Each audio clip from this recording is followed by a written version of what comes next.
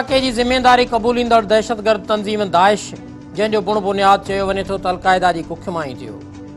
जंहिंखे शुरूआती तौर बशार अल-असद जी हुकूमत ड्राइण ऐं पंहिंजा मुफ़ाद टाड़ण लाइ शाम में इस्तेमालु कयो वियो। शाम हुकूमत मुख़ालिफ़ मुल्कनि पारां न रुॻो दाइश खे पाले ताते जवान कयो वियो, पर अक़ीदती इख़्तिलाफ़नि करे खेसि एतिरो छूट ॾेई छुड़वाग बणाए मुख़्तलिफ़ ख़ितनि ऐं रियासतुनि में छॾियो वियो जो तालिबान, बोको हराम ऐं अहिड़ियुनि ॿिनि खूनख़्वार वेढ़ाकनि खां बि दाइश अॻिते बिलांगूं आहियूं। अॻुवाउनि फुरुनि तेल जे खूहनि ते कब्ज़नि, जिनसी वापार ऐं ॿियनि ॾोहनि ऐं गुनाहनि मां माली तौरु ॾिसंदे ई ॾिसंदे दाइश वेढ़ाक मज़बूत थींदा विया। वटनि हथियार ऐं ॾोकड़ शाम मुख़ालिफ़ मुल्कनि पारां अॻु ई खेनि मुहैया थियल हुआ ऐं वेढ़ाकनि जा कटक मज़हब जे नाले ते रोज़ जी बुनियाद ते वटनि वेंदा ऐं दाइश में शामिलु थींदा रहिया, जंहिंजो नतीजो वञी इहो निकितो त शाम जूं जाग्राफ़ियाई हदूं पार करे दाइश वेढ़ाकनि इराक़ जे सरहदी दंगनि ऐं तेल जे खूहनि ते कब्ज़ा करणु शुरू कया। शिया आबादियुनि खे मौत जी निंड सुम्हारींदा रहिया,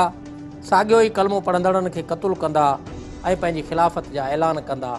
ऐं ॿियनि मुल्कनि ताईं पंहिंजी ख़िलाफ़त जी क़बूलदारी लाइ तबलीग बि कंदा रहिया। ऐं अहिड़ी तबलीग खां पोइ संदनि सिफ़ुनि में दुनिया जहान जा पाण जहिड़ा ॿिया वेढ़ाक शामिलु करे वरिताऊं,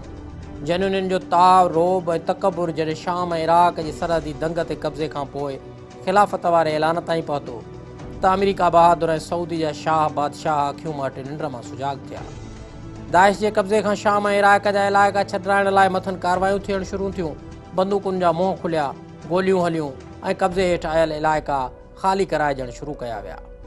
किथे शाम जे सरहदुनि अंदरि शामी हुकूमत जा ॿीहर झंडा फड़कण लॻा त किथे इराक़ में इराक़ी हुकूमत जा झंडा झूमण लॻा।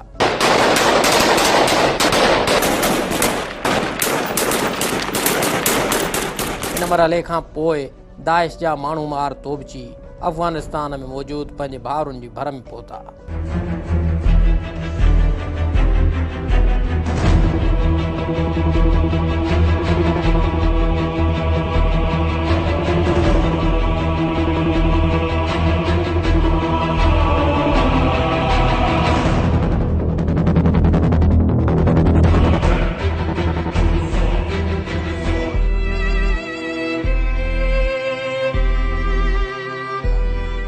जंहिं बाद बैयतूं थियणु शुरू थियूं, ख़िते जी ख़ुशहाली खे बारूद जी बूह में लेथण ऐं लपेटण लाइ वरी खूनी हिकमत अमलियूं थियणु लॻियूं। अफ़गानिस्तान जे केतिरनि ई ज़िलनि में कब्ज़ा थियणु शुरू थिया ऐं हिकु भेरो ॿीहर मौत जी रांदि जी शुरूआति थी, जेका अञा बि जारी आहे। दाइश मुतलिक़ रिपोर्टूं आहिनि त साल 2015 जे 5 महीने ताईं दाइश जे दहशतगर्दनि पारां अफ़गानिस्तान जे सूबे लंगरहार जे घणे इलाइक़े ते कब्ज़ो कयो वियो। उन मंज़रनामे ताईं जेतोणीकि पाकिस्तान जा सरहदी दंग खुलियल रहिया, पर ईरान पारां दाइश खे पंहिंजे दंगनि में दाख़िल न थियणु ॾियण लाइ तालिबाननि खे ॾोकड़ ऐं हथियार मुहैया कया विया ऐं ईरान हुकूमत पारां चयो वियो त पाण में विढ़ो, मरो, ॻरो, कुझु बि कयो ऐं कीअं बि कयो, पर दाइश जे दहशतगर्दनि खे ईरानी सरहदुनि खां घणो परे रखो। जॾहिं त पाकिस्तान में वक़फ़े वक़फ़े सां धमाका थींदा रहिया, आर्मी पब्लिक स्कूल खां वेंदे लाहौर पार्क ऐं हाणे सेवण ताईं दहशतगर्दनि ख़िलाफ़ ज़रबे अज़ब ऑपरेशन बि थियो, कराची ऑपरेशन बि हलंदड़ आहे ऐं हाणे रद्दुल फ़साद नाले ऑपरेशन बि जारी आहे। पर हाणोकी हलंदड़ ऑपरेशन खां अॻु ज़रबे अज़ब ऑपरेशन दौरान जॾहिं वेढ़ाकनि जा वेढ़ा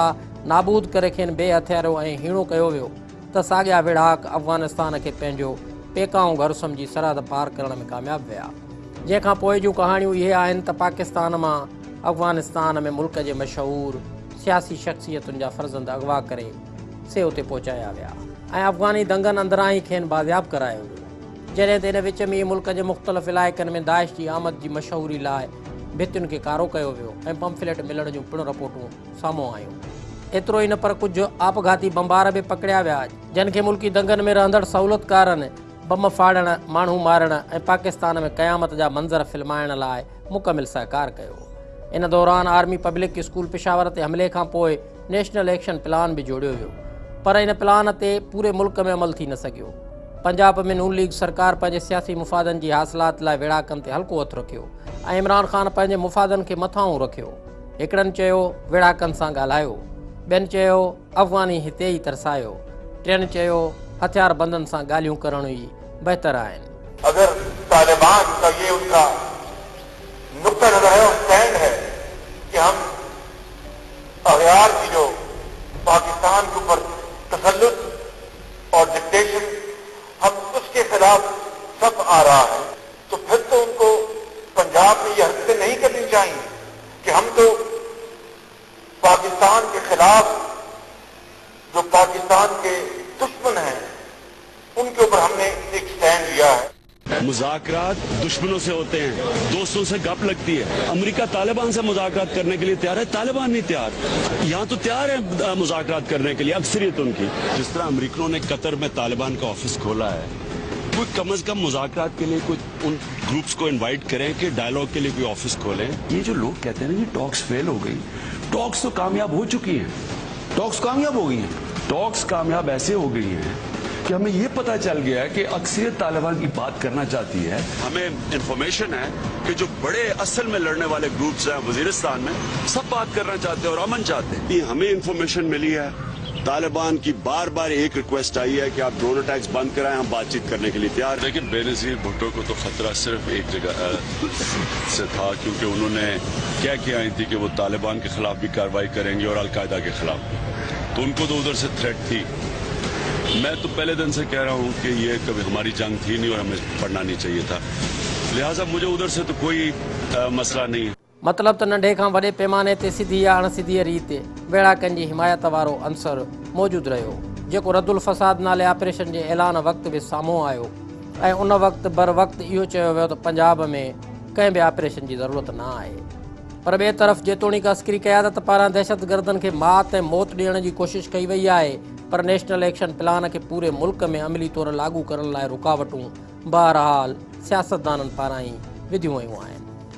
जंहिं करे न मुकमिल दहशतगर्दी पाकिस्तान में ख़त्म थी सघी आहे ऐं नई दहशतगर्दनि जा सहूलियतकार सोगा थी सघिया आहिनि, जंहिंजो नतीजो मुल्क में दहशतगर्द सरगर्मियुनि मां वक़फ़े खां पोइ नज़र अचे थो।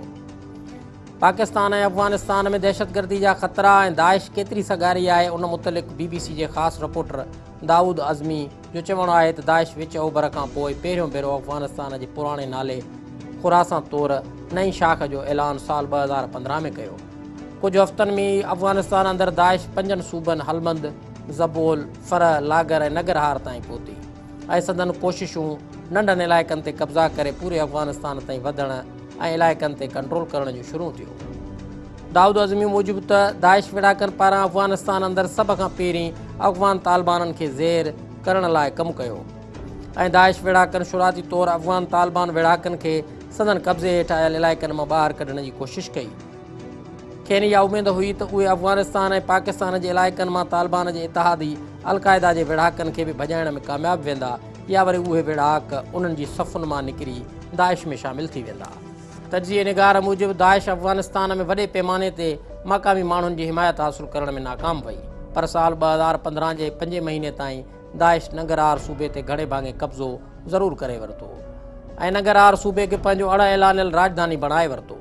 जॾहिं त हिन वक़्तु दाइश उत्तर अफ़गानिस्तान तरफ़ तेज़ीअ सां वधी रही आहे ऐं उत्तर अफ़गानिस्तान खे पंहिंजो मर्कज़ बि बणाइणु घुरे थी, जंहिंजो सबबु सिर्फ़ु एतिरो आहे त अफ़गानिस्तान जे उतरे इलाइक़नि में हिकु तरफ़ दाइश जी ख़्वाहिश विच एशिया में चीचन ऐं चीनी ओगर वेढ़ाकनि सां राब्ता क़ाइमु करणु आहे ऐं उनखे पंहिंजी सफ़ुनि में शामिलु करण ई दाइश जो मुखिया ऐं मर्कज़ी नुक़्तो ऐं महवर आहे। ऐं हिन वक़्तु अफ़गानिस्तान अंदरि दाइश ज़बोल ऐं गज़नी जे कुझु इलाइक़नि में बि मौजूदु आहे त साॻे वक़्तु अफ़गानिस्तान जे उतरे इलाइक़नि में बि संदन सरगर्मियूं हलंदड़ आहिनि, जॾहिं त ॾखिण ऐं ओलह अफ़गानिस्तान में दाइश ख़िलाफ़ु अफ़गान तालिबाननि ऐं नेटो फ़ौज जी कार्रवाइनि करे उतां दाइश वेढ़ाक घणे भाङे ख़तमु थी चुका आहिनि ऐं दाइश मुख़ालिफ़ अफ़गानी फ़ौजी कार्रवायुनि तोड़े तालिबान वेढ़ाकनि सबबु हिन वक़्त ताईं सवें दाइश वेढ़ाक मारिजी पिणु चुका आहिनि। दाऊद अज़मी मूजिबि त दाइश जी सफ़ुनि में अफ़गानी या पाकिस्तानी तालिबान वेढ़ाक बि शामिलु आहिनि, त वरी साॻे वक़्तु विच एशिया मुल्कनि में विढ़ंदड़ तंज़ीम इस्लामिक मूवमेंट ऑफ उज़्बेकिस्तान जा वेढ़ाक बि शामिलु रहिया आहिनि। दाइश मुतलिक़ इहो पिणु चयो वञे थो त जुलाई साल 2016 में क़ाबिल एहतिजाजी रैली ते धमाके में 80 माण्हू मारणु, मुहर्रम महीने में जुलूस ते हमले में 30 आज़ादार मारणु, मस्जिद ते हमले में 30 माण्हू मारणु ऐं अफ़गानिस्तान में शिया फ़िरक़े जे मुसलमाननि ते हमलनि ऐं क़बाइली बुज़ुर्गनि तोड़े दीनी आलमनि खे मारण जी बि ज़िम्मेवार दाइश ई रही आहे। BBC जे ख़ासि रिपोर्टर दाऊद अज़मी मूजिबि त ख़िते में दाइश जी दाख़िला थियण सां